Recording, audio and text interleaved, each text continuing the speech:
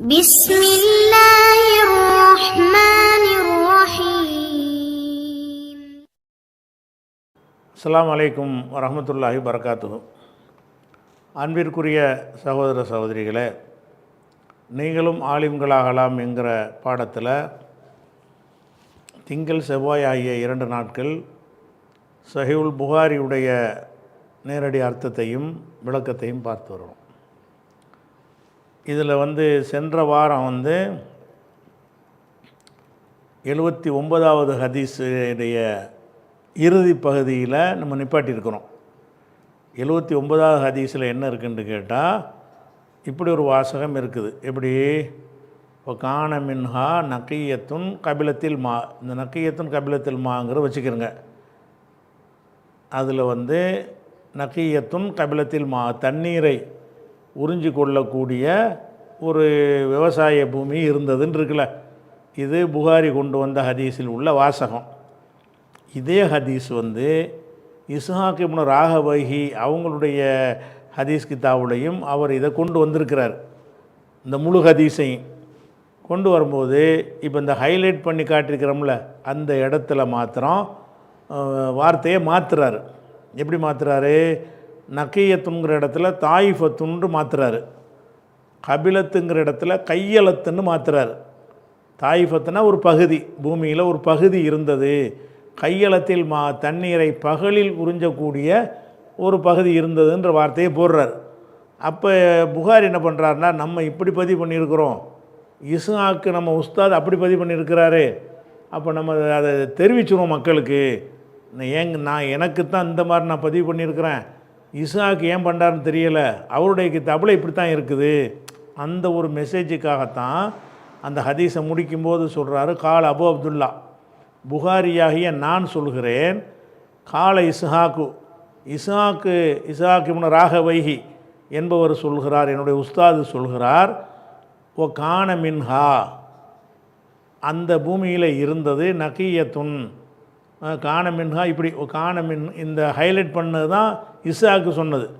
ஓ கான மின்ஹா, அந்த பூமியில் இருந்தது, தாயிஃபத்துன் ஒரு பகுதி இருந்தது, கையலத்தில் தண்ணீரை பகலில் உறிஞ்சக்கூடிய, பகலில் எல்லா நேரம் தான் உறிஞ்சாது, அவர் மிஸ்டேக்காக தான் செஞ்சுருக்கிறாரு, இஸ்ஹாக்கு தான் தப்பு பண்ணியிருக்கிறாரு. இருந்தாலும் நம்ம உஸ்தாதாச்சு அப்படிங்கிறதுக்காக வேண்டி அவர் சொன்னதையும் எடுத்து நமக்கு தகவலாக தந்துடுறாரு. தாயிஃபத்துன் கையலத்தில் மான்றது தான் இருக்குதுங்கிறார். அப்போ நக்கியத்துன் கபிலத்து என்பதற்கு பதிலாக தாயிஃபத்துன் கையலத்து என்று மாற்றி இஸ்ஹாக்கு சொல்லியிருக்கிறார் அப்படின்ட்டாரா. இந்த இடத்துல இன்னும் ஒரு கூடுதல் தகவலை நீங்கள் தெரிஞ்சுக்கணும். என்ன தெரிஞ்சுக்கணும்னா, அந்த புகாரியில் சனது இல்லாமல் சில ஹதீஸ் வரும்ல, அதுக்கு பேர் நம்ம தாலீக்குன்னு சொல்லுவாங்க. எப்படி? உதாரணமாக ஜாபீர் பயணப்பட்டார், 1 மாத தொலை தூரத்துக்கு பயணப்பட்டார்ன்ற ஒரு செய்தியை நம்ம சென்ற வாரம் வாசித்தோம். அதுக்கு எந்த சனதும் கொடுக்கல, அவர் முழு ஹதீஸையும் சொல்லவே இல்லை, சும்மா ஜாபீர் போனார்னு மட்டும்தான் இருக்கிறது. இப்படியான விஷயங்கள் புகாரில் நிறைய இருக்கிறது. அதை என்ன செய்வாங்கன்னா, ஹதீஸ் லிஸ்ட்டில் சேர்க்காம தாலீகாத்துல் புகாரி, புகாரியுடைய தாலீக் என்றால் சனது இல்லாமல், முழு சனது இல்லாமல் சொன்னது. புகாரி சனது இல்லாமல், அறிவிப்பாளர் தொடர் இல்லாமல் தன்னுடைய நூலிலே மேற்கோளாக காட்டுவது, மேற்கோளாக காட்டிய விஷயங்கள்ங்கிறதுக்கு அர்த்தம் தாலீக்குன்னு ஆக்கிட்டாங்க. அப்போ புகாரி இந்த தாலீக் பண்ணியிருக்கார்ல, அதை என்ன செய்கிறாங்கன்னு கேட்டால், இவருடைய தாலீக்குக்கே பல விரிவுரை நூல்கள் எழுதியிருக்கிறாங்க. சில ஆளுக்கு என்ன செய்கிறாங்கன்னா, புகாரி எதையெல்லாம் தாலீக்காக போட்டிருக்கிறாரோ அதை எடுத்துக்கொண்டு, இவர் சனது இல்லாமல் போட்டிருக்கிறாரு, இது சனதோடு வேறு எங்கேயெல்லாம் இருக்குது அப்படின்னு சொல்லி வேறு நூல்களில் தேடி பிடிச்சி அப்படி பல நூல்களை எழுதியிருக்கிறாங்க. அதில் பிரதானமான நூல் எதுன்னு கேட்டால், இப்னு ஹஜர் எழுதின இந்த நூல். இந்த நூல் தக்லீக்கு தாலீக்குன்னு ஒரு நூல் இருக்கிறது. இது ஹாஃபில் இப்னு ஹஜர் அஸ்கலானி அவங்க எழுதின ஒரு நூல்.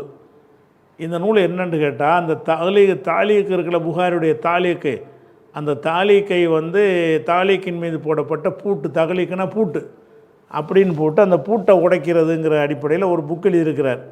அந்த புக்குக்கு என்ன பேர் வச்சுருக்காருன்னா தக்லீக்கு தாலீக்குன்னு வச்சுருக்கிறார்.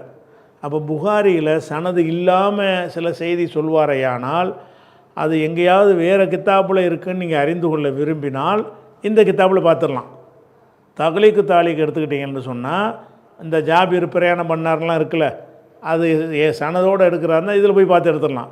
எங்கே இருக்குது இந்த ஹதீஸு, எந்த ஹதீஸை பற்றி இவர் சொல்கிறாரு, ஏன் முழு சனதையும் சொல்லலை, அந்த முழு சனது என்ன அப்படின்னு அறிந்து கொள்வதா இருந்தால் புகாரி முழுமைப்படுத்தாமல் சொல்லக்கூடிய அந்த தகவலை எல்லாம் என்ன செய்வார், ஒரு முழுமைப்படுத்தி சொல்லக்கூடிய ஒரு வேலையை இப்னு ஹஜர் பண்ணியிருக்கிறாரு. அந்த அந்த நூலுக்கு பேர் தான் தக்லீக்கு தாலீக்குங்கிறது. இதுக்கு நிறைய பேர் இந்த மாதிரி நூல் எழுதியிருக்கிறாங்க. அதில் ஃபேமஸானது இது. இந்த தக்லீக்கு தாலீக்கில் என்ன செய்கிறாருன்னு கேட்டால் இது சம்பந்தமாக வளர்க்குறாரு. இது சம்பந்தமாக வளர்க்குறாரு. எது சம்பந்தமாக வளர்க்குறாரு? இப்போ இஸ்ஹாக் இப்னு ராகவஹி இருக்குல்ல, இஸ்ஹாக் இப்னு ராகவஹிங்கிறவர் என்ன செஞ்சிட்டாரு, தாயிஃபத்துன் கையலத்துன்னு மாற்றிட்டார். நக்கியத்துன் கபிலத்து என்கிற வார்த்தைக்கு பதிலாக தாயிஃபத்துன் கையலத்துன்னு மாற்றிட்டார்ல அப்படின்னு புகாரி சொல்கிறார்ல, அதை எடுத்து இப்னு ஹஜர் பேசுகிறார் அந்த நூலில். அவர் பேசுகிறத பாருங்கள். ஓ இஸ்ஹாக்குன்னு சொல்கிறார்ல புகாரி, அவர் யார் என்று கேட்டால் ஹுவ இப்னு ராகவஹி, ராகவஹியுடைய மகனைத்தான் சொல்கிறாரு. இஸ்ஹாக்குன்னு யார்? இஸ்ஹாக் இப்னு ராகவஹி தான். ஒல்லாஹிரு, வெளிப்படையான விஷயம் என்னென்னு கேட்டால் அன்னஹு ரவாஹு, இந்த ராகவஹி இந்த செய்தியை அறிவித்திருக்கிறாரு. அபி உசாமா, அபு உசாமா வழியாக அறிவித்திருக்கிறாரு. அபு உசாமான்ற ஹம்மாத் இப்னு உசாமா, ஹம்மாத் இப்னு உசாமா வழியாக அறிவித்திருக்கிறார். இந்த இஸ்ஹாக் இப்னு ராகவஹி ஒரு கித்தாப் எழுதியிருக்கார்ல, அந்த கித்தாப்பில் இந்த ஹதீஸை இஸ்ஹாக் பதிவு செஞ்சுருக்கிறாரு. யுராஜு முஸ்னதஹு, அவருடைய முஸ்னதை போய் பார்த்துக்க. அதாவது புகாரி என்ன சொல்கிறாருன்னு கேட்டால் இஸ்ஹாக் இப்னு ராகவஹி என்பவர் இந்த ரெண்டு வார்த்தையை மாற்றி அறிவிச்சிருக்கிறார்னு மட்டும் சொல்கிறார். இதுக்கு நோட்ஸு கொடுக்கும்போது இப்னு ஹஜர் என்ன சொல்கிறாருன்னு கேட்டால் இவர் இஸ்ஹாக் என்று சொல்வது இஸ்ஹாக் இப்னு ராகவஹியை சொல்கிறாரு. அதில் எந்த ஹதீஸை சொல்கிறாருன்னு கேட்டால் அபு உசாமா வழியாக இஸ்ஹாக் இந்த ஹதீஸை அறிவிச்சிருக்கிறார். அந்த ஹதீஸைத்தான் இவர் மென்ஷன் பண்ணுறாரு. அந்த ஹதீஸில் தான் தாயிஃபத்துன் கையலத்துன்னு இருக்குது. உனக்கு இந்த தேவைப்பட்டுச்சின்னு சொன்னால் போய் ராஜு முஸ்னதஹு, முஸ்னதஹுனா முஸ்னது இஸ்ஹாக்குடைய முஸ்னது போய் பார்த்துக்க. இஸ்ஹாக்குடைய முஸ்னது கித்தாபில் போய் பார்த்தீங்கன்னா இந்த ஒரு செய்தி இருக்கும். எந்த செய்தி இருக்கும்? தாயிஃபத்துன் கையலத்தில் மாண்டு இதே ஹதீஸை போட்டு இந்த ரெண்டு வார்த்தையை மட்டும் மாற்றி போட்டிருப்பார் அப்படின்னு சொல்லி இப்னு ஹஜர் சொல்லி போடுறார். ஆனால் முஸ்னது இஸ்ஹாக்கில் போய் நம்ம தேடி பார்த்தோம்னு சொன்னால் இவர் புகாரி சொல்கிற மாதிரியான அந்த வார்த்தையை கொண்ட ஹதீஸ் இல்லை. இப்னு ஹஜர் சொல்கிற மாதிரியான ஒரு அந்த வார்த்தையை கொண்ட ஹதீஸும் இல்லை. ஆனால் இருக்க போய் தான் புகாரி பொய்யா சொல்லுவார். புகாரி இருக்குன்னு சொல்கிறாரு, முஸ்னது இஸ்ஹாக்கில் இருந்திருக்குது. இப்னு ஹஜர் சொல்கிறாரு, அதெல்லாம் இருந்திருக்குது. ஒரு ஆளுடைய நூல் என்பது பல பிரதிகள் இருக்கும். இப்போ உதாரணமாக புகாரியுடைய பிரதின்னு சொன்னால் புகாரிட்ட 10 மாணவர்கள் படித்தாங்கன்னு வைங்க, 10 பேர் அந்த கித்தாப்பை எழுதுவாங்க. அந்த எழுத்து பிரதிகள் உலகத்தில் பல பகுதிகளில் இருக்கும். அதில் ஏதாவது ஒரு ஆள் எழுத்தில் கொஞ்சம் முன்ன எழுதிட்டாருன்னு வைங்களேன், அப்போ என்ன செய்யணும்னா அதே மாதிரி அது ஒரு பிரதி ஆகிக்கிறோம். அப்போ மாணவர்கள் செய்கிற மிஸ்டேக்கின் காரணமாக ஒரு நூலுக்கு பல பிரதிகள் இருக்கும். அதில் ஒரு ஹதீஸே ஒருத்தர் விட்டுருவார். 100 ஹதீஸில் புகாரிட்டேருந்து நக்கல் பண்ணும்போது என்ன செய்கிறது, 98 பண்ணி விட்டுருவார், 2 விட்டுருப்பார் ஒருத்தர். அப்போ மற்றவங்கள்லாம் 100 எழுதியிருப்பாங்க, இவருடைய கித்தாபில் 98 தான் இருக்கும். இது மனித தவறுகள். இது மனித தவறுகள் ஏற்படாத யாருமே இருக்க முடியாது. அந்த மாதிரி இஸ்ஹாக்குடைய முஸ்னதுங்கிற பேரில் இப்போ நமக்கு ஷாமிலாவில் கிடைக்குதுல, அதில் போய் பார்த்தோம்னு சொன்னால் இந்த வாசகத்தை காணாம். அப்போ இப்னு ஹஜர் காலத்தில் அவர் பார்த்து தானே சொல்கிறாரு, அப்படி ஒரு பிரதி இருந்திருக்குது. ஒரு பிரதி இருந்திருக்கிறது, அது மூலப்பிரதி எங்கேயாவது இருக்கும், அல்லது ஏதாவது எடிஷனில் வேறு எடிஷனில் இருக்கலாம். நம்ம தேடி பார்த்த எடிஷனில் அதை காணவில்லை. எதை காணல? இஸ்ஹாக் இப்னு ராகவஹியுடைய முஸ்னதில் இப்னு ஹஜர் சொல்லக்கூடிய புகாரி சொல்லக்கூடிய அந்த வாசகம் கொண்ட ஹதீஸை பார்க்க முடியவில்லை. காரணம் என்னென்னு கேட்டால் அவங்க பொய்யெலாம் சொல்லலை, அப்படி ஒரு எடிஷன் இருந்திருக்கும். அது பிரிண்டில் கூட வேறு ஒரு பதிப்பகத்தில் போட்ட புக்கில் கூட இருந்திருக்கலாம். நம்மிடத்தில் இருக்கக்கூடிய முஸ்னது இஸ்ஹாக்கில் அது இல்லைங்கிறதுனால முஸ்னது இஸ்ஹாக்கில் இல்லைன்னு சொல்லிடக்கூடாது. கண்டிப்பாக இருக்க போய் தான் புகாரி சொல்கிறார். அவர் கண்ணால் உஸ்தாதிரி புக்கு தானே, அவரே ஒரு காப்பி வச்சுருந்துருப்பார். அதே மாதிரி இப்னு ஹஜர் சொல்கிறாருன்னா அவர்கிட்ட அந்த காப்பி இருந்திருக்கும், அதில் பார்த்துருக்கிறாரு. இஸ்ஹாக்குடைய கித்தாப்பில் அப்படி இருக்குது, அதைத்தான் புகாரி சொல்கிறாருன்ட்டு. இல்லைன்னா புகாரி தப்பாக சொல்லிட்டாருன்னு அவர் கவுண்டர் கொடுத்துருப்பார், அவரும் பார்த்துருக்கிறாரு. ஆனால் நம்ம பார்த்தா காணாமல் என்ன அர்த்தம், இந்த எடிசனுக்கு ஏதோ ஒரு மாணவருடைய பிரதியில் வந்து விடுபட்டுருக்கு, அந்த பிரதியை எடுத்து அச்சிட்ருக்குறாங்க. அந்த இப்னு ஹஜர் பார்த்த அந்த முஸ்னதை வந்து அவங்க அச்சிடலை, அல்லது அச்சிட்ருப்பாங்க, நமக்கு கிடைக்கல. வேறு நிறைய எடிஷன், ஒரு கித்தாப்புக்கு நிறைய எடிஷன் போடுவாங்கள்ல, ஏதோ எடிஷனில் இருந்திருக்கலாம், யாரோ எடுத்து காட்டினாங்கன்னா அந்த கித்தாப்பை கூட சேர்த்துக்கலாம். ஒரு தகவலுக்கு தான் இது. இப்போ மறுபடியும் வந்துடுவோமா. கால அபு அப்துல்லா, புகாரி சொல்கிறேன். கால இஸ்ஹாக் இப்னு ராகவைஹி சொல்லியிருக்கிறார்கள். ஓ கான மின்ஹா, அந்த பூமியில் தாயிஃபத்துன், ஒரு பகுதி இருந்தது. கையலத்தில் தண்ணீரை நண்பகலில் உறிஞ்சக்கூடிய ஒரு பகுதி இருந்தது என்று இஸ்ஹாக் வந்து இந்த ஹதீஸில் இந்த சொல்லை மட்டும் கொஞ்சம் மாற்றி பதிவு செஞ்சுருக்கிறார் அப்படிங்கிறாரா. அது எங்கே இருக்குன்னா முஸ்னத் இஸ்ஹாக்கில் இருக்குன்றது யார் சொல்கிறார், இப்னு ஹஜர் சொல்கிறார். இது முடிஞ்சிருச்சு. ஆனால் நம்ம தேடி பார்த்த வகையில் அது இல்லை, ஆனால் ஒரு காலத்தில் இருந்திருக்குது, அது விட்டுருவோம். அடுத்து என்ன செய்கிறாருன்னு கேட்டால், காவுன் யாலுகுல் மாவு ஓ சஃப்சஃபு அல் முஸ்தவி மினல் அர்லி அப்படின்னு ஒன்று சொல்கிறார் புகாரி. இதுவும் புகாரியுடைய ஹதீஸை முடித்த பிறகு, காவுன் யாலுகுல் மாவு, காவு என்று சொன்னால் தண்ணீரை மேலே நிற்கக்கூடிய, உள்ளே உறிஞ்சாமல் மேற்பக்கமாக இருக்கக்கூடியதுன்னு அர்த்தம்.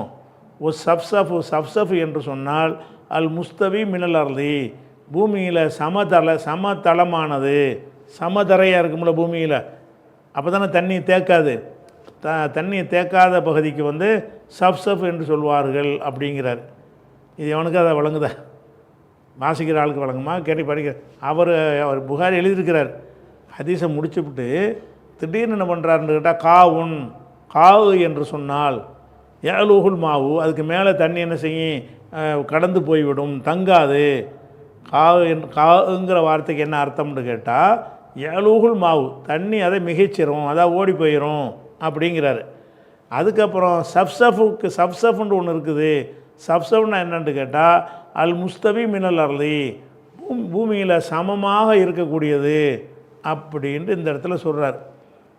இதை வந்து வழக்கம் போல் என்ன சொல்ல வர்றாரோ, இப்போ நான் விளக்கமாக சொல்லுவேன்ல, அதையே ஒரு எழுத்தாக எழுதியிருந்தாருன்னா உங்களுக்கு விளங்கிடும்.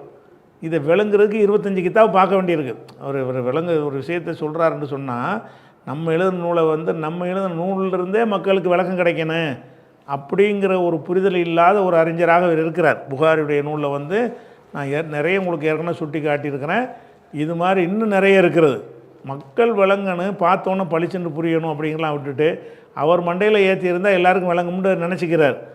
இது எதுக்கு நம்ம சொல்கிறோம், இது என்ன, இதை இந்த வார்த்தையை போட்டால் எல்லோரும் விளங்கிடுவானா அப்படிங்கிற இதெல்லாம், அதை பற்றிலாம் எந்த பொறுப்பும் இல்லாமல் எழுதியிருக்கார் இந்த கித்தாபை. வழங்குதா, மற்ற ஹதீஸை தொகுத்தாருங்கிற வகையில் தான் அதுக்கு அவரை சிறப்பாக சொல்ல முடியுமே தவிர, அந்த மொழி நடையை சொல்கிற விஷயத்துலையும் மக்களுக்கு எளிதாக புரிகிற மாதிரி சொல்கிற விஷயத்துலையும் அவர் மற்ற ஆசிரியரோட பின்தங்கினால் தான் புகாரிங்கிறவர். இப்போ என்ன செய்கிறாருன்னு கேட்டால், இந்த காவுன் யாலுகுல் மாங்கிறார்ல, இது எதுக்கு சொல்கிறாரு தெரியுமா, எதுக்கு சொல்கிறாருன்னு கேட்டால், இப்போ அந்த ஹதீஸுக்கு போகணும். அதில் வந்து அசாபத்து மின்ஹா தாய்ஃபத்து நுஹ்ரா, அந்த நிலத்தில் வந்து இன்னொரு பகுதியும் இருந்தது. அது இன்னமாகிய கீஆனுன், அது கீஆனாக இருந்தது அப்படின்னு ஒரு வார்த்தை வருது. இந்த கீஆன் என்கிற வார்த்தை காவுன் என்பதனுடைய பன்மை. இந்த கீஆன்கிற வார்த்தை இருக்குல்ல, கீஆன்கிற வார்த்தை என்னன்னு கேட்டால், அது ஒரு காஃபு அலிஃபு ஐனு, காவுன் என்பதனுடைய ஜம்மு என்னன்னு கேட்டால் கீஆனுன். அப்போ கீஆன்னு சொன்னால் சமதளமானவைகள், சமதளமாக இருக்கக்கூடிய கட்டாந்தரைகள்னு சொல்கிறோம்ல, இந்த கட்டாந்தரைகள்னு இதுக்கு அர்த்தம் செஞ்சிட்டோம். இந்த கீஆன்கிறது வந்து அரபு மொழியில் மக்கள் மத்தியில் பரவலாக பயன்படுத்த மாட்டாங்க. ரொம்ப கொஞ்சம் புலமையான ஆளுக்கள் அது தெரியுது. இந்த கீஆன்கிற வார்த்தை யாருன்னு கேட்டால், கொஞ்சம் இலக்கியத்தில் உள்ளவங்க, கொஞ்சம் படித்தவங்க தான் அதை விளங்கிடுவாங்களே தவிர, சர்வசாதாரணமான மக்களுக்கு புரியக்கூடிய அந்த சொல்லு கிடையாது. அதனால் என்ன பண்ணுறாருன்னா கியான்னு போட்டோம், இந்த கியானுக்கு விளக்கம் சொல்லிடுவோமே அப்படின்னு சொல்லிட்டு விளக்குறார். எப்படி விளக்கணும்? விளக்குறது எப்படி விளக்கணும்? நான் ஏற்கனவே சொன்ன ஹதீஸில் கியான் என்ற வார்த்தையை நான் போட்டிருக்கிறேன். அந்த கியான் என்பதற்கு என்ன அர்த்தம் என்று சொன்னால் அது காவு என்கிற வார்த்தையுடைய பன்மையாகும். காவு என்பதற்கு என்ன அர்த்தம் என்று சொன்னால் இதுதான் அர்த்தம், தண்ணி தேங்காத இடம்னு அர்த்தம்னு சொன்னால் யாருக்கும் விளங்கினான். இவர் இந்த கியானுக்கு வந்ததுக்கு என்ன செய்கிறாருன்னு கேட்டால் இதுக்கு தான் விளக்கம் சொல்கிறார். இப்போ இந்த கியான் இருக்குல்ல, இந்த கியான்ற இந்த அதிசயில் வந்ததுனால இப்போ நான் சொன்னேன்ல இவ்வளோ ஒரு மனசில் இருக்கிறது, அதை வெளியில் அவர் சொல்லலை. இப்போ இதை மனசில் சொன்னது நீங்கள் மனசில் வாங்கிக்கிட்டீங்க, இப்போ உங்களுக்கு விளங்கிறோம். இன்னமாக கியானுன்றது கியாண்டா என்ன அப்படின்னு சொன்னால் காவுன் என்பது கியானுடைய ஒருமையை சொல்கிறார். இப்போ யலூகுல் மாவு தண்ணீர் அதை மிகைத்து விடும். தண்ணீர் மிகைத்து விடும்னா தண்ணி நினைஞ்சிடும், வடிஞ்சிடும், நிற்காது, தண்ணி நிற்காத பகுதி. அந்த காவுன் என்பதற்கு அர்த்தம் செஞ்சால் கியானுக்கு அர்த்தம் தெரிஞ்சு போயிடும்ல, அது சொல்லிடுறாரு. அடுத்தது இந்த சப்சஃப்னு ஒன்று இருக்குது. சப்சஃப் என்றால் என்ன தெரியுமா அப்படிங்கிறாரு. அல் முஸ்தவி மினல் அர்லி, பூமியில் சமமாக இருக்கக்கூடிய பகுதி. இஸ்தவாண்டா சமம், முஸ்தவி மினல் அர்லி என்று சொன்னால் பூமியில் சமதளமாக இருக்கக்கூடிய பகுதியை சப்சப்னு சொல்வார்கள் அப்படிங்கிறாரு. சப்சப்புங்கிற வார்த்தை ஏதாச்சும் இந்த ஹதீஸில் வந்துச்சா? வரல. சப்சப்பை பற்றி இங்கே சொல்ல தேவையே இல்லை. என்னடா நிலத்தை ரசூலுல்லாஹ் விளக்கும் பொழுது காங்கிற வார்த்தையை தான் யூஸ் பண்ணியிருக்கிறாங்க. என்ன மாதிரி அந்த தான் கியானுங்கிற வார்த்தையை யூஸ் பண்ணியிருக்கிறாங்க. அதனால இவர் காங்கிறதுக்கு விளக்கம் கொடுக்கறது நம்ம அறிவு ஏற்றுக்கிறது. சப்சஃப்னு ஒரு வார்த்தையை கொண்ட சப்சஃப் என்றால் சமமான பூமி அப்படின்னு சொல்கிறார்ல, இது எதுக்கு சொல்கிறாரு? இதுவும் இந்த ஹதீஸ்லேருந்து 100 தடவை இந்த ஹதீஸை படித்தாலும் உங்களுக்கு ஏன் இதை சொன்னால் விளங்காது. இந்த ஹதீஸை 100 தடவை நீங்கள் படித்தாலும் சரி தான், இது என்ன சப்சஃபுக்கு இதுக்கு இந்த இடத்துல போட்டு விளக்கம் சொல்கிறாருன்னு உங்களுக்கு விளங்கும். அது என்ன பிரச்சனைன்னு கேட்டால் காவு என்கிற வார்த்தையும் சப்சஃப்ங்கிற வார்த்தையும் ஒரே அர்த்தம் உள்ளதுங்க, விளங்குதா? காவுண்டாலும் வெட்ட வழி, சப்சப்னாலும் வெட்ட வழி, வெட்ட வழி சமமானதுன்னு அர்த்தமாயிரும். இது என்ன செய்வாங்கன்னு கேட்டால் இந்த 2 வார்த்தை, இந்த காங்கிற வார்த்தையும் சப்சஃப்ங்கிற வார்த்தையும் சேர்த்து குரானில் ஒரு வசனத்தில் வருகிறது. அங்கே போயிடுறார் இவர், குரானில் இருக்குது பாருங்கள் அப்படிங்கிற அப்படி சொல்கிறான். அப்படி ஒரு நினைக்கிறோன்னு நம்ம விளங்கணுமா? அது என்ன செய்கிறாரு? குரானில் இருக்குது, எப்படி இருக்குன்னு பாருங்கள். அதை அந்த வசனத்தை பார்த்துட்டு வந்தால் உங்களுக்கு லேசாக உங்களுக்கு விளங்கும். அதில் என்ன வருதுன்னு கேட்டால் உனக்கு அனில் ஜிபாலி, இது குரானுடைய வசனம். மலைகளை பற்றி உம்மிடத்தில் கேட்கிறார்கள். ஃபொக்குல், மலை என்ன, மலையெல்லாம் என்ன ஆகும்? கியாமத்து நாளில் மலைகள்லாம் என்ன கதிக்கு ஆளாகும்? ஃபொக்குல், நபியை நீங்கள் சொல்லுங்கள், என்சிஃபுஹா ரப்பி நஸ்ஃபா, எனது இறைவன் அதை தூள் தூளாக ஆக்கி விடுவான் என்று சொல்லிடுங்க. எதருஹா, இந்த மலைகளையெல்லாம் ஆக்கி விடுவான். கான் சப்சஃபா, காவும் சப்சஃபா ஆக்கிடுவான் வருது. இந்த காங்கிறோட சேர்த்து சப்சஃபுங்கிற வார்த்தை நல்லா போடுறான். அதை கான் சப்சஃபாண்டா காண்டாலும் வெட்ட வெளியாக, சப்சஃபாண்டா பொட்டலாக, வெட்ட வெளி பொட்டலாக, ரெண்டும் ஒரே அர்த்தம் தான். வெட்ட வெளி மலை உயரமாக இப்படி இருக்கேன் எல்லாம் தூள் தூளாக்கி இப்படி ஆக்கிடுவான். கான் சப்சஃபா, மலைகளை எல்லாம் வெட்ட வெளி பொட்டலாக எல்லாம் மாற்றி விடுவான். உலகத்தை அழிக்கக்கூடிய நேரத்தில் மலைங்கிறது நல்ல உயரமாக இப்படி இருக்குல்ல, இந்த உயரமாகலாம் இருக்காது, பவுடர் ஆக்கி ஒன்றும் இல்லாமல் ஆக்கி கடைசியில் சமத்தரையாக்கிடுவான்ல. அப்படிங்கும்போது எல்லாம் என்ன வார்த்தை யூஸ் பண்ணுறான்டா, எதருஹா, இந்த மலைகளை ஆக்கி விடுவான். கான் சப்சஃபா, வெட்ட வெளி பொட்டலாக ஆக்கி விடுவான். அப்போ இந்த கா என்பதும் சப்சப் என்பது ஒரே அர்த்தத்தில் உள்ளது தான். ரெண்டையும் இணைச்சி சொல்லுவாங்க அரபியில். அதை வச்சு என்ன செய்கிறான்னு கேட்டால் இந்த சப்சப்பை மனசில் வச்சுக்கிட்டு என்ன செய்கிறாரு, இங்கே கொண்டாந்து சேர்க்குறாரு. இப்போ பாருங்கள், அதாவது என்ன செய்கிறாருன்னு கேட்டால் காகுண்டா எவ்வளோ மாவு, சப்சஃப்னால் முஸ்தபின் வருது. காகுன்னு சொன்னால் தண்ணி தேங்காத இடம், சப்சஃப் என்றால் பூமியில் சமமான இடம். அப்போ காகு சப்சஃப் ரெண்டும் ஒன்று தான் அப்படிங்கிறதுக்காக வேண்டி இந்த குரானில் சப்சஃப்னு வர்றதுனால அவர் என்ன செய்கிறாருன்னு கேட்டால் அதை மென்ஷன் பண்ணுறாராம். அப்படி நமக்கு சொல்கிறாராம், சப்சஃப்னு ஒரு வார்த்தை இருக்குது, அது சமமான அர்த்தம் இருக்குது, நீ குரானில் தேடி பார்த்துக்க, அந்த 2 வார்த்தை இணைஞ்சே வந்திருக்கும். இவ்வளோ விஷயத்தையும் உள்ளடக்கிட்டு அவர் விளங்கி இருக்கிறாரு, விளக்க தெரியலை. என்னென்ன அவர் விளக்கணும் இந்த இடத்துல? காவுன் எவ்வளோகுல் மாவுங்கிறதுக்கு முன்னாடி என்ன வாசகம் போடணும்னு கேட்டால், நான் முன்னர் வெளியிட்டிருக்கிற ஹதீஸில் கியான் என்கிற வார்த்தை வருகிறது. அந்த கியான் என்ற வார்த்தை கா என்ற வார்த்தையின் பன்மை. கா என்று சொன்னால் தண்ணீரை தேக்கி வைக்காத பூமிக்கு சொல்வார்கள். இந்த கா என்பதும் இதே அர்த்தத்தில் சப்சப் என்ற ஒரு வார்த்தையும் இருக்கிறது. குர்ஆனில் அது ரெண்டையும் சேர்த்து அல்லாஹ் சொல்லி காட்டுறான். சப்சப் என்று சொன்னால் சமமான தலம்னு அர்த்தம், கா என்றாலும் சப்சப்னாலும் ஒன்று தான் அப்படின்னு அவர் சொல்லியிருப்பாரையானால் யாருடைய தயவும் இல்லாமல் உங்களுக்கே விளங்கிடும். இப்போ இதை 100 தடவை படித்தாலும் யாருக்கும் விளங்காது. விளங்குதா? நிறைய அறிஞர்கள் மெனக்கெட்டு கஷ்டப்பட்டு விளங்கி சொன்னதை தான் உங்களுக்கு எடுத்து சொல்கிறோம். விளங்குதா? ஆனாலும் அப்படியே ஒரு நூல் எழுதுறது, ஒரு நூலை நம்ம எழுதுகிற நூலை நம்மளே போய் நின்று விளக்கிட்டு இருக்க முடியும். அந்த நூலை படித்தவொன்னு ஒருத்தர் வழங்கணுமா இல்லையா? அப்படி அவர் எழுதலை. அப்போ என்ன சொன்னால் காவுன் என்பது எதுக்கு திடீர்னு காவுன்கிறாருன்னு கேட்டால் அந்த ஹதீஸில் கியான் என்ற வார்த்தையுடைய ஊர்மை அப்படின்னு சொல்லிட்டு யாழுல் மவுண்டார். சப்சப் எதுக்கு சொல்கிறாருன்னா காவும் சப்சம் ரிலேட்டிவான சொல்லு, குர்ஆனில் கூட அந்த வசனம் வருது பார்த்துக்கிறங்க அப்படின்னு சேர்த்து சொல்லி 20வது சூறாவில் 106வது வசனம்னு சொல்லியிருந்தார்னு வைங்க, அழகான முறையில் புரிஞ்சிருக்கும். 20வது வசனத்தில் 106வது வசனத்தில் அல்லாஹ் இந்த கா என்றதோடு சேர்த்து சப்சபுங்கிற வார்த்தையும் சேர்த்து சொல்கிறான். ரெண்டும் ஒன்றோடு ஒட்டி வரக்கூடிய வார்த்தை. வெட்ட வெளி பொட்டல் அப்படிங்கிற அர்த்தத்துக்கு வரேன். கூடுதல் தகவலுக்காக இதை நான் தெரிவிக்கிறேன் அப்படின்னு சொல்லியிருந்திருப்பாரையானால் அது என்னவாக இருக்கும், மக்களுக்கு விளங்கக்கூடியதாக இருக்கும். அப்போ இந்த ரெண்டுமே மக்களுக்கு விளங்கக்கூடாதுன்னு எழுதியிருக்கிறார். இந்த ரெண்டுமே எது இஸ்ஹாக்கு சொன்னாருங்கிறத எவனுக்கும் விளங்காது. இப்போ நான் சொன்னோன்னு விளங்கும். இதுவே நீ மனசில் யாபம் வச்சு இருந்தால் தான் ஒரு வாரம் கழித்து பாகத்து படிக்கும்போது விளங்கும். இந்த வாசகத்தை மட்டும் நம்பி படித்தீங்கன்னா விளங்காது. அல்லது இப்போ நான் தேடி பார்த்த மாதிரி நீங்கள் இப்போ விரிவுரை நூல்கள் எல்லாம் தேடி பார்த்து எந்த நூலில் இதுக்கு சரியான விளக்கம் கிடைக்கும், எதை குறிப்பிட்றாருங்கிறத நீங்கள் அது மாதிரி முயற்சி பண்ணி போய் எடுக்கணுமே தவிர இந்த வார்த்தையிலிருந்தே விளங்கணும். அதுதான் புரிய வைத்தலுடைய திறமை. என்னது, நம்ம எழுதின வார்த்தையிலேயே அந்த மெசேஜ் மக்களுக்கு விளங்கணும். அப்படி விளங்காது, இவருடைய நிறைய விஷயங்கள் விளங்காது. சரியா? அதில் ஒரு அடிப்படை இருக்குது. சரி, அடுத்தது அடுத்த பாடம் பாபு ரஃபைல் இல்மி, கல்வி உயர்த்தப்படுதல் பற்றிய பாடம். கல்வி என்ன செய்யும்னா உயர்த்தப்பட்டு போயிடும்.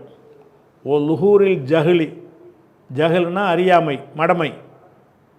லுஹூர்னா வெளிப்படுதல், மடமை வெளிப்படும், கல்வி உயர்த்தப்படும் என்பது பற்றிய பாடம். பாபு ரஃபைல் இல்மி, இல்மு உயர்த்தப்படுவது பற்றிய ஒரு பாடம். கல்வி உயர்த்தப்பட்டோம்னா இல்லாமல் போயிடும். மடமை நல்லா பரவி கிடக்கும், எங்கே பார்த்தாலும் ஜஹில் தான் இருக்கும், மூடத்தனம் தான் இருக்கும். அது மாதிரி ஒரு காலத்தில் வந்துடும், கியாம நாள் நெருக்கத்தில் அப்படிலாம் வந்துடும் என்பது பற்றிய பாடம். பாபு ரஃபைல் இல்மி, இல்மை உயர்த்துவது பற்றியும், ஓ லுஹூரில் ஜஹ்லி, மடமை வெளிப்படுவது பற்றியும் உள்ள பாடம். இந்த ரெண்டு விஷயத்தை பேசக்கூடிய பாடம். ஓ கால ரபியா, ரபியா இதெல்லாம் தாலீக்கில் உள்ளது. இதுக்கு சனதெல்லாம் ஒன்றும் கிடையாது. ரபியா சொன்னார்னா யார்கிட்ட சொன்னார், அவர் யார்கிட்ட சொன்னார்ன்ட்டு விவரம் இல்லை, சனது இல்லாமல் வருது. இது ஹதீஸ் இல்லாதனால இது விட்டுட்டு போய் ரசூல்லா சம்மந்தப்படல. இல்லை இருந்தாலும் ஒரு ரசூல்லா சம்மந்தப்பட்டாலும் சனது வேணும்ல. சனதோடு இவர் சொல்ல தாலீக்காக தான் சொல்கிறார். இது எங்கே நூலில் வருதுன்னு தெரிய விரும்பினால் நீங்கள் தாலீக் தகவல்களை பார்த்தீங்கன்னா இந்த ஹதீஸு எங்கே வருது இந்த செய்திங்கிறது அவர் ஆதாரமாக போட்டிருப்பார். இது ரசூல்லா சம்மந்தப்படாத காரணத்தில் நம்ம அதுக்கு தேட தேவையில்லை, விட்டு போயிடும் நம்ம சாம. ஓ கால ரபியா, ரபியா என்பவர் சொல்கிறார், லா எம்பகையில் யஹதின், ஒரு மனிதனுக்கு தகாது, கூடாது, இந்தஹூ செய்வம் மின்னல் இல்மி, அவனிடத்தில் கல்வியில் ஒரு பகுதி இருக்குமே, அப்படிப்பட்ட ஒருத்தனுக்கு தகாது, ஐயுல்லா ஈயா நப்சஹூ, தன்னை பாழாக்குவது கூடாது. உன்ட்ட கல்வி இருந்துச்சுன்னு சொன்னால் உன்னையே பாதுகாத்துக்கணும்டா, உன்னை அழிச்சிடக்கூடாது. நீ அமல் செய்யாமல் விட்டுட்டு உன்னை நீ நாசமாக்கிடக்கூடாது. எந்த ஒரு மனுஷன்ட்ட சிறிதளவாவது கல்வி இருக்கிறதோ அந்த மனிதன் தன்னை அழித்து கொள்ளக்கூடாது, தன்னை பாழாக்கக்கூடாதுன்னா அந்த கல்வியினால் பயன் அடையாமல் போகக்கூடாது என்று ரபியா சொன்னாராம். இது ஹதீஸ் கிடையாது, இருந்தாலும் ஒருத்தர் சொன்னாருங்கிறதுக்கு அர்த்தம் தெரிஞ்சுக்கணும்ல, அதுக்காக தான். இப்போ கால ரபியாங்கிறத சொல்கிறாரு, லா எம்பகையில் யஹதின், எந்த ஒரு மனிதருக்கும் கூடாது. எந்த மனிதர்னா இந்த செய்யும் நலில்மி, யாரிடத்தில் கல்வியிலிருந்து ஒரு பகுதி இருக்கிறதோ அந்த மனிதருக்கு தகாது. என்ன தகாது என்றால் ஐயுலையா நப்சஹு, லையான்னா வீணாக்குறது, பாழாக்குறது. ஐயுலையா நப்சஹு, தன்னுடைய நப்சை, அதாவது தன்னை பாழாக்கி கொள்வது தகாது. அறிஞரை கல்வி இருந்துச்சுன்னு சொன்னால் அதை கொண்டு பயன்படுறவங்களாக நீங்கள் இருக்கணுமே தவிர நீங்கள் அதை பாழாக்கி கொள்ளக்கூடியவர்களாக இருக்கக்கூடாது அப்படின்னு சொல்கிறார்.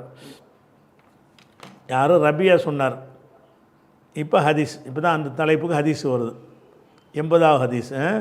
ஹத்தசனா இம்ரான் இப்னு மைசரா. இம்ரான் பின் மைசரா என்பவர் நமக்கு சொன்னார். அவர் சொல்லுகிறாரு, ஹத்தசனா அப்துல் வாரிஸ். அப்துல் வாரிஸ் நமக்கு சொன்னார். அவர் யார் வழியாக அறிவிக்கிறார்னா நபி தையாஹ், அபு தையாஹ் என்பவர் வழியாக அறிவிக்கிறார். அவர் யார் வழியாக அறிவிக்கிறார்னா அனசிபின் மாலிக்கின், அனசிபின் மாலிக் வழியாக அறிவிக்கிறார். என்ன அறிவிக்கிறார்னா அவர் சொல்கிறாரு, ரசூலுல்லாஹி ஸல்லல்லாஹு அலைஹி வஸல்லம், ரசூலுல்லாஹ் சொன்னார்கள். இதான் ஹதீஸு. அது வரைக்கும் சொன்னது சரியா. இன்னமின் அஷ்ராத்தி சாத்தி. அஷ்ராத்தி என்றால் அடையாளங்கள், அஷ்ராத்தி என்றால் அலாமாத்து. இன்னமின் அஷ்ராத்தி சாத்துன்னு சொன்னால், சாத்துங்கிற வார்த்தைக்கு பொதுவாக நேரம்னு அர்த்தம். சாத்துன்னு என்ன அர்த்தம்? கடியாரத்துக்கு கூட சாத்தும்பாங்கல்ல. கடியாரத்துக்கு அரபியில் என்னது? சாத்தும்பாங்க.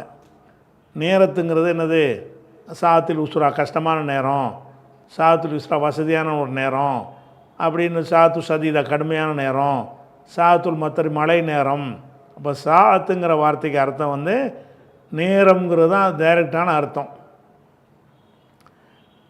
அந்த நேரம் அப்படின்னு சொல்லும் பொழுது உலகத்தை அழிக்கிறதுக்குரிய நேரம் இருக்குல்ல, கேமத்து நாள் ஆகிறது. அலிஃபுலாம் போட்டிங்கன்னா அஸ்ஸாத்துன்னு முட்டையாக சொன்னீங்கன்னா அந்த நேரம்.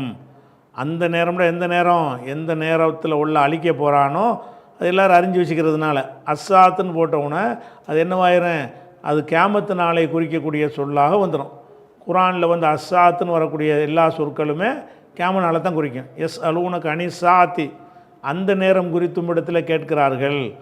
அந்த நேரம்னா உலகம் அழியும் நேரம்னு அர்த்தம். அப்போ அஸ்ஸாத்துடைய நேரடி அர்த்தம் அந்த நேரம், அதனுடைய கருத்து அர்த்தம் கியாம நாள், சரியா, அழியிற நாள். அப்போ அஷ்ராத்துனா அடையாளங்கள். இன்னமின் அஷ்ராத்தி சாத்தி, கியாம நாளுடைய அடையாளங்களில் உள்ளதாகும். யுர்ஃபால் இல்மு, கல்வி உயர்த்தப்படுவதும். எசுபுத்தல் ஜஹ்லு, ஜஹ்லு மடமை தங்கி விடுவதும். சபத்தனை அப்படி தங்கிடுறது, கல்வி ஒசந்துரும். இல்லை ஜஹ்ல் அப்படி தேங்கி போயிடும். எசுபுத்தல் ஜஹ்லு, மடமை அப்படி தேங்கி விடுவதும் கியாம நாளுடைய ஒரு அடையாளம். மேலும் யுஷ்ரபல் ஹம்ரு, மதுபானம் அருந்தப்படுவதும். எலுஹர ஜினா, விபச்சாரம் பகிரங்கமாவதும் கியாம நாள் அடையாளம். கியாம நாள் அடையாளத்தில் 4 சொல்கிறாங்க. 4 என்னன்னு கேட்டால் யுர்ஃபால் இல்மு, இதுதான் பாடத்தலைப்புக்கு உள்ளது. யுர்ஃபால் இல்மு, கல்வி உயர்த்தப்பட்டுவிடும். எசுபுத்தல் ஜஹ்லு, மடமை தங்கிவிடும். யுஷ்ரபல் ஹம்ரு, மதுபானங்கள் அருந்தப்படும். எல்ஹர ஜினா, விபச்சாரம் வெளிப்படையாக நடக்கும். இந்த நாளும் கியாம நாளுடைய அடையாளம் அப்படின்னு ரசூலுல்லாஹ் சொன்னார்கள். 4 விஷயத்தை கியாம நாளுடைய அடையாளமாக இதில் சொல்லப்படுகிறது. அந்த கல்வி உயர்த்தப்படுவது என்பதற்கு என்னென்னு கேட்டால், வேற ஒரு ஹதீஸில் கல்வி உயர்த்தப்படும்னா எப்படி உயர்த்துறது? நம்ம ஒரு விஷயத்தை படிச்சிட்டோம்னு சொன்னால் நம்ம கல்வியிலேருந்து இல்லாமல் போயிடுமா? கல்வி உயர்த்தப்படுறதுக்கு அர்த்தம் என்ன? கல்வி உயர்த்தப்படுதுன்னு சொல்கிறோம்ல, கல்வி உயர்த்தப்படும் என்றால் நான் படிச்சிருக்கிறேன். வயசான காலத்தில் அந்த மாதிரி சில ஆட்களுக்கு அந்த அல்சீமர் மறதி நோய் அப்படி கொஞ்சம் பேருக்கு அப்படி வரும். பொதுவாக கற்ற கல்வி இல்லாமல் போயிடுமா? இல்லாமல் போயிடாது. அப்போ கல்வி உயர்த்தப்படுறதுக்கு என்ன அர்த்தம்னு கேட்டால், வேறொரு ஹதீஸில் ரசூலுல்லாஹ் விளக்கிடுறாங்க. கல்வி உயர்த்தப்படும் என்றால் கபுதில் உலமாக்களை கைப்பற்றுவதன் மூலமாக அல்லாஹ் கல்வியை உயர்த்தி கொள்வான். கல்வி உயர்த்தினா அறிஞர்களாக சடன்னு போயிட்டார், சரிஞ்சிருவாங்க. கல்வியெல்லாம் அந்த அறிஞர்கள் வழியாகத்தான மக்களுக்கு கிடைக்கும். கல்வி உயர்த்தப்படுறதுக்கு அர்த்தம் என்னன்னு கேட்டால், ஒரு 100 கல்விமான்கள் இருக்காங்களா, பார்த்தா அது வாட்டுக்கு 100, 50, 25, 10, 5 இப்படி சுருங்கிடுவாங்க. ஆலிம்களுடைய மார்க்கத்தை கற்றறிந்த ஞானிகளுடைய எண்ணிக்கை ரொம்பவும் அரிதாகி போயிடும். அரிதாகி போச்சுன்னா என்னவாயிரும்? கல்வி மக்களுக்கு கிடைக்காது. அவங்க வழியாக தான் மக்களுக்கு அந்த இல்மு போகணும். அந்த ஒரு அர்த்தத்தில் தான் ரசூலுல்லாஹ் சொன்னாங்கன்னு ரசூலுல்லாஹ் அது விளக்கியிருப்பாங்க இன்னொரு ஹதீஸில். அப்போ யுர்ஃபால் இல்மு, கல்வி உயர்த்தப்படும். எசுபுத்தல் ஜஹ்லு, ஜஹ்ல் தங்கிவிடும். ஜஹ்ல்னா அறியாமை, மடமை தங்கிவிடும். ஓ யுஷ்ரபல் ஹம்ரு மதுபானங்கள் அருந்தப்படும், ஓ எல்ஹர ஜினா ஜினா வெளிப்படையாகிவிடும். இதெல்லாமே அந்த காலத்தில் இருக்கும். ரசூல்லா காலத்துலேயும் தண்ணியெலாம் அடித்தாங்க. ஆனால் தடை செய்யப்பட்ட பிறகு நிறுத்திட்டாங்க. அப்போ மறுபடியும் நிறுத்தப்பட்ட ஒரு வழக்கத்தை நோக்கி போவார்கள். விபச்சாரம் என்பது முதல் மனிதர் காலத்தில் இருந்தே, முதல் சமுதாயத்தில் இருந்தே வந்துக்கிட்டு இருக்கக்கூடிய ஒரு செய்தி தான். அதெல்லாம் ஒரு ரகசியமாக செய்வோம். விபச்சாரம் என்பது ஒரு ஒளிந்து மறைந்து நடக்கக்கூடிய செயலாக இருந்தது. பகிரங்கமாக செய்யக்கூடியதாக மாறிடும். ஒயல்கிற ஜீனா ஜீனா வந்து பகிரங்கமாக நடக்கும். பகிரங்கம்தான் கியாமத்தில் அடையாளம். விபச்சாரமே அடையாளம் கிடையாது. விபச்சாரம் இல்லாத காலமே கிடையாது. இப்போ எல்லா காலத்திலும் விபச்சாரம் நடக்கும், ஒளிஞ்சு மறைஞ்சு நடக்கும். ஒரு காலம் வந்த பிறகு இப்போ ஆமாடான்னு சொல்லிட்டு போய் செய்வாங்க. அப்போ அந்த மாதிரி இருக்குமே, ஆனால் அது கியாமனால் அடையாளம்ன்ற சொல்கிறாங்க. இதில் நமக்கு தேவை இந்த முதல் 2 தான். இந்த முதல் 2க்கு தான் பாடம் கொடுத்துருக்காரு. அதான் கல்வி உயர்த்தப்படும், மடமை தங்கிவிடும் என்பது பற்றிய பாடம் அப்படிங்கிறார். இது 80 ஆச்சா? 81 இன்ஷா அல்லாஹ் நாளைக்கு பார்ப்போம்.